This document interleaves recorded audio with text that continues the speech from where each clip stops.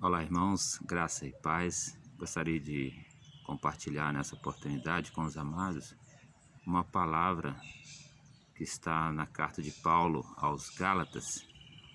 Nós não vamos falar sobre a carta toda, haja vista a complexidade que é essa carta, mas eu gostaria de motivar os irmãos, os amigos a lerem essa carta com cuidado. Uma carta pequena, de apenas 6 capítulos, mas de uma riqueza extraordinária teologicamente. Portanto, nós vamos dar uma pincelada aqui em alguns versos, mas minha oração é que você seja encorajado a ler essa carta com bastante cuidado, que eu posso te garantir, vale muito a pena. Bom, dentre alguns assuntos que Paulo vai tratar nessa carta aos irmãos em Gálatas, eu gostaria de chamar a atenção dos amados para o capítulo 1, verso 6, quando Paulo diz assim: estou admirado de que estejais vos desviando tão depressa daquele que vos chamou pela graça de Cristo para outro evangelho. Bom, como eu disse, essa carta Paulo escreve a esses irmãos e, como ele mesmo disse aqui, ele está admirado como esses irmãos têm sido influenciados por, entre aspas, um outro evangelho. Isso nos leva a pensar nessa inconstância dos Gálatas quanto ao evangelho, ao único evangelho. Então vamos pensar nesses poucos minutos que temos aqui sobre o que causa a inconstância, o que causou naquele período da história, no primeiro século da era cristã, e o que tem ainda hoje causado. Na verdade, os mesmos fatores, as mesmas razões que levavam ou que levaram aqueles irmãos a uma inconstância, têm levado a Igreja do Senhor, ou pelo menos parte dela, nesses nossos dias, a uma inconstância. Então, veja bem, Paulo diz que ele está admirado. Então eu poderia dizer, é de admirar como há pessoas também em nosso tempo se desviando do evangelho puro e simples, como diz C.S. Lewis em seu livro, para outros tipos de evangelho. Que outros tipos de evangelho têm alcançado muitos desses inconstantes ainda hoje? E por incrível que pareça, são tipos de evangelhos complicados, algumas práticas bizarras, estranhas às doutrinas bíblicas. No entanto, tem arrebanhado muitos homens e mulheres. Então vejamos o primeiro ponto, esse verso que nós lemos. Paulo diz que está admirado que tão depressa esses irmãos estão se desviando daquele que os chamou. Meus irmãos, eu penso que uma das razões, e esse é o nosso primeiro ponto, de muitos estarem se desviando, estão sendo levados a essas novidades, justamente pelo chamado culto antropocêntrico, ou seja, o antropocentrismo, o culto ao homem, o homem no centro de tudo. Então, na verdade, é o humanismo secular que encontrou espaço, e um grande espaço, nas igrejas. Veja o verso 10, Paulo está dizendo: pois será que eu procuro agora o favor dos homens ou o favor de Deus? Será que procuro agradar a homens? Se tivesse ainda agradando a homens, eu não seria servo de Cristo. Então veja que o antropocentrismo, o humanismo, ele tem esse princípio, agradar o ser humano. E aí, reciprocamente, eu agrado para ser agradado e vice-versa. E veja que esse homem que gosta de ser agradado e automaticamente gosta de agradar, esse tipo de ensinamento, considerado hoje cristão, evangélico, ele se prolifera rapidamente e justamente devido a essa carência do homem, do ser humano nesses nossos dias. E a explicação para isso é uma só, que assim como esses homens receberam um evangelho ralo, um evangelho que tem por base não a palavra de Deus, mas o próprio homem. Veja o verso 11, Paulo continua dizendo: mas irmãos, quero que saibais que o evangelho por mim anunciado não se baseia em homens. Então o evangelho que está sendo anunciado hoje em muitos locais tem como única base o próprio ser humano. E aí nós sabemos que é falho mesmo. Então, esse tipo de evangelho que esse homem recebe de outro homem e passa para outros homens é que vai crescendo, vai se proliferando em nossas chamados novos tipos de igrejas que temos em nossos dias. Então, o primeiro ponto, a razão da inconstância, ainda hoje, de muitos cristãos, a primeira delas é essa busca por ser agradado e por agradar. O culto ao homem e não a Deus. O segundo ponto é que o que causa essa inconstância é porque a maioria dos que se dizem evangélicos, convertidos, crentes de nossos dias, está buscando pela água da vida em fontes contaminadas, em fontes inconstantes, daí se tornam também inconstantes. Observe comigo o verso 15 e 16, ainda do capítulo 1, quando Paulo diz assim: quando Deus, porém, que desde o ventre da minha mãe me separou e me chamou pela sua graça, se agradou em revelar seu Filho em mim, para que eu o pregasse entre os gentios, não consultei ninguém. Veja que eu falei que esse evangelho humanista, ele procura agradar o homem e ser agradado, e por essa razão a busca por ensinamentos, por aprendizado, está no próprio homem. E aqui Paulo deixa muito claro para nós que o evangelho genuíno, o evangelho da graça de Deus, só há uma fonte, e essa fonte é o próprio Deus. Por isso Paulo diz que quando Deus revelou, no tempo determinado, Deus se revelou a ele, ele não buscou.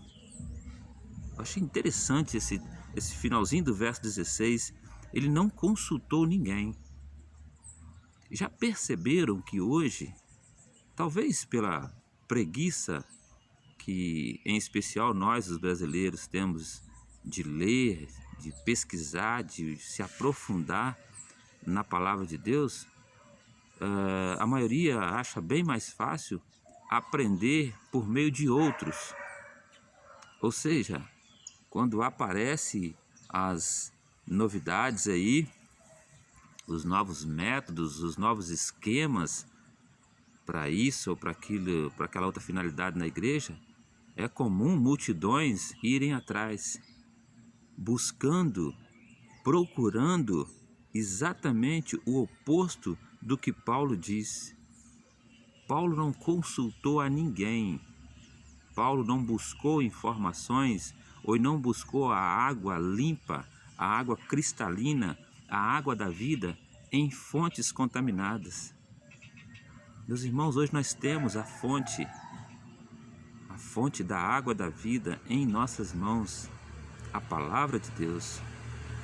Busque nessa fonte e você não vai ser enredado, você não vai ser levado a se contaminar em fontes de homens. O próximo ponto, verso 20 e 21, agora do capítulo 2, como eu disse, o primeiro ponto da causa, ou o que causa a inconstância ainda hoje na igreja, é esse culto ao homem, à personalidade. O segundo ponto é porque, assim como esse homem gosta de ser cultuado e quer também fazer isso, então ele busca pela água da vida em fontes contaminadas. O próximo ponto é que existe dentro de cada ser humano essa luta do eu carnal com Cristo, o homem espiritual. Então veja o verso 20 e 21 do capítulo 2, o que Paulo nos ensina. Portanto, não sou mais eu quem vive em mim, mas é Cristo quem vive em mim. E essa vida que vivo agora no corpo, vivo pela fé no Filho de Deus que me amou e se entregou por mim. Assim não cancelo a graça de Deus, pois se a justiça vem por meio da lei, então Cristo morreu inutilmente. Meus irmãos, Spurgeon tem uma frase em um de seus sermões, ele diz essa frase, que o eu é o pior inimigo que o cristão pode ter. Então veja que Paulo nos ensina que é totalmente o oposto do que ouvimos nos nossos dias, esse desejo de agradar o seu semelhante, o homem, e ser agradado. É totalmente o oposto que a palavra de Deus nos ensina quando nós realmente entendemos o evangelho da graça, o evangelho puro e simples, o evangelho revelado a nós na pessoa de Cristo. Veja que Paulo, ele diz com muita clareza que agora, depois de receber esse evangelho, depois de entender que Deus o elegeu, o separou, o buscou, o salvou por meio de Cristo, ele agora não deseja mais viver por ele mesmo. Ao contrário, portanto, não sou mais eu quem vive, mas é Cristo quem vive em mim. Então eu não posso e nem devo querer agradar nesse sentido, e muito menos ser agradado. O propósito do cristão é agradar ao seu Senhor, que é Cristo. Então, uma das causas da inconstância, ainda nos nossos dias, é o eu sendo agradado em detrimento de agradarmos a Cristo. E essa forma de viver o cristianismo causa uma inconstância muito grande, porque o eu é inconstante, o homem é inconstante, o homem é pecador, é falho. Então, diferente do que Paulo afirma, o evangelho, de um modo geral, que se diz cristão, ele tem ou estabelece a sua conduta, a conduta de sua vida, ainda no eu e não em Cristo.